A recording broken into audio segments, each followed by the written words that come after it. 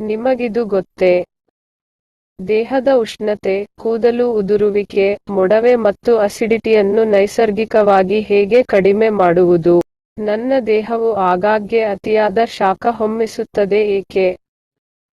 ಪರಿಸರದ ಸ್ಥಿತಿಗತಿಗಳು, ಅನಾರೋಗ್ಯ, ಹೆಚ್ಚಿನ ಚಟುವಟಿಕೆಗಳು ಮತ್ತು ಔಷಧಿಗಳು ನಿಮ್ಮ ದೇಹಕ್ಕೆ ಅತಿಯಾದ ಶಾಖವನ್ನು ಉಂಟುಮಾಡುವ ಕೆಲವು ಪ್ರಮುಖ ಕಾರಣಗಳಾಗಿವೆ.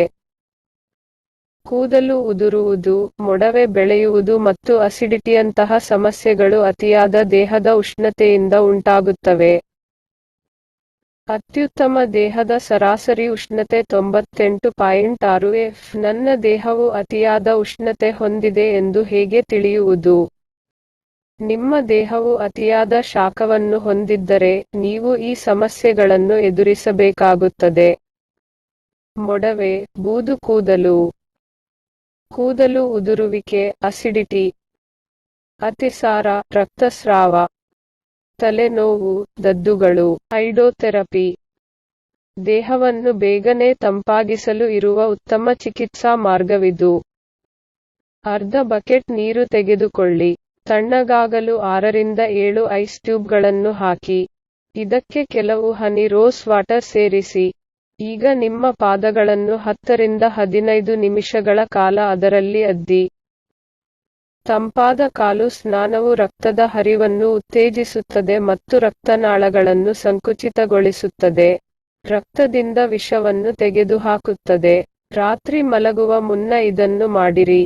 ತಂಡುಲೋದಕ, ಅತಿಸಾರ, ಮೂತ್ರಬಾಧೆ, ಕೂದಲು ಉದುರುವಿಕೆ ಮತ್ತು ಅಸಿಡಿಟಿಯನ್ನು ಗುಣಪಡಿಸಲು ಪ್ರಾಚೀನ ಭಾರತದಿಂದಲೂ ಇರುವ ಪರಿಹಾರ ಮಾರ್ಗವಿದು.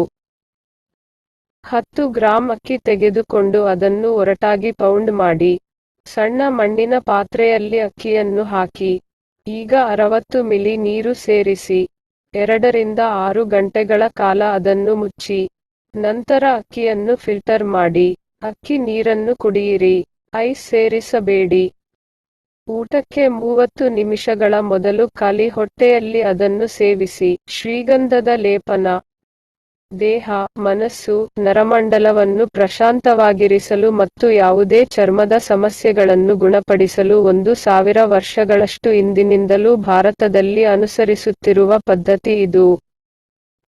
1 ಚಮಚ ಗಂಧದ ಪುಡಿಯನ್ನು ತೆಗೆದುಕೊಂಡು 1 ಚಮಚ ರೋಸ್ ವಾಟರ್ ಮಿಶ್ರಣ ಮಾಡಿ. ಈಗ ಪೇಸ್ಟ್ ಮಾಡಿ, ಅದನ್ನು ನಿಮ್ಮ ಹಣೆಗೆ ಹಚ್ಚಿಕೊಳ್ಳಿ. ಪ್ರಾಚೀನ ಯೋಗ ವಿಧಾನ. ಶೀತಲಿ ಪ್ರಾಣಾಯಾಮವು ನಿಮ್ಮ ದೇಹವನ್ನು ತಕ್ಷಣವೇ ತಂಪಾಗಿಸಲು ಇರುವ ಯೋಗ ಮಾರ್ಗವಾಗಿದೆ. ಬೆನ್ನು ನೇರವಾಗಿರುವಂತೆ ಆರಾಮವಾಗಿ ಕುಳಿತುಕೊಳ್ಳಿ. 2 ಕೈಗಳನ್ನು ನಿಮ್ಮ ಮೊಣಕಾಲುಗಳ ಮೇಲೆ ಇರಿಸಿ. ಈಗ ನಿಮ್ಮ ನಾಲಿಗೆಯನ್ನು ಹೊರತೆಗೆಯಿರಿ. ಅದನ್ನು ಟ್ಯೂಬ್ನಂತೆ ಬದಿಗಳಲ್ಲಿ ಮಡಿಸಿ. ಈಗ ನಿಮ್ಮ ಬಾಯಿಯ ಮೂಲಕ ಉಸಿರು ತೆಗೆದುಕೊಂಡು ನಿಮ್ಮ 2 ಮೂಗಿನ ಹೊಳ್ಳೆಗಳಿಂದ ಹೊರಗೆ ಬಿಡಿ.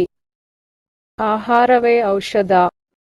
ತುಂಬಾ ಉಪ್ಪು, ಖಾರ ಮತ್ತು ಹುಳಿ ಇರುವ ಆಹಾರವನ್ನು ತ್ಯಜಿಸಬೇಕು, ಏಕೆಂದರೆ ಅವುಗಳು ದೇಹದ ಉಷ್ಣತೆಯನ್ನು ಹೆಚ್ಚಿಸುತ್ತವೆ. ಸಿಹಿ ಮತ್ತು ಕಹಿ ಆಹಾರಗಳು ದೇಹವನ್ನು ತಂಪಾಗಿಸುತ್ತದೆ.